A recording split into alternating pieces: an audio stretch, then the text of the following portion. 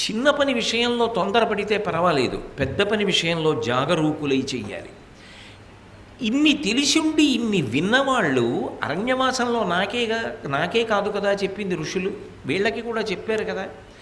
ఇంత చటుక్కున మరిచిపోయి చెట్టు పెరకడానికి సిద్ధపడ్డాడే భీముడు, అదొక బాధ. ఇప్పటికి జరగవలసినటువంటిది జరిగిపోయింది. తర్వాత రహస్యంగా ప్రణాళికా నిర్మాణం చెయ్యాలి. ఆమెదే కాదు ఈ బాధ, ఆమె పడుతున్న బాధ కన్నా ఎక్కువ బాధ ఖచ్చితంగా మేము కూడా పొందుతున్నాం.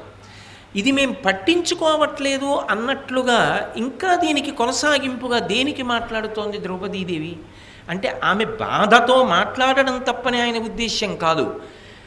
మాట్లాడితే అక్కడ సమస్యని పరిష్కారం చెయ్యగలిగిన సమర్థుడు విరాట మహారాజు కాదు అన్న విషయం ఆమెకి తెలియదా? తెలుసుగా, విరాటుడు ఏం చెయ్యలేడు అన్న విషయం, సభలో వాళ్ళు ఏమీ చెయ్యలేరు అన్న విషయం తెలుసు కదా.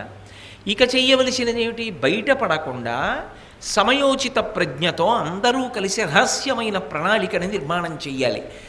అదే పనిగా మాట్లాడుతుంటే అవమానం పొందినటువంటి రాజు ఏదైనా తొందరపడవచ్చు, ఏదైనా అనొచ్చు, సభలో ఏవైనా ఆవేశకావేశాలు ఏర్పడవచ్చు, అన్న మాటల చేత పౌరుషం పొందినటువంటి కీచకుడు మళ్ళీ రావచ్చు, ఏ ప్రమాదమైనా ఏర్పడవచ్చు.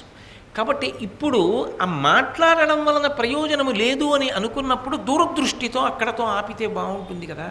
అది ఆయన సహజమైనటువంటి బాధ. కానీ ద్రౌపదీదేవి అలా మాట్లాడడం తప్పు అని చెప్పడం ఎవరికీ సాధ్యం మాత్రం కాదు. ఎందుకంటే ఆవిడ పొందినటువంటి బాధ అటువంటిది.